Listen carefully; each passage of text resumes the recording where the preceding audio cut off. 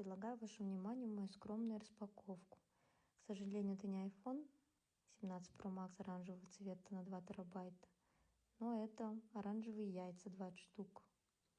Вот такие печенья со вкусом манго. Очень красивая упаковка, только из-за нее взяла. Купила немножко кураги, хочу испечь восточный пирог. Зашла на ВБ, забрала посылку. Вот такая шкатулочка, всего 217 рублей, по-моему.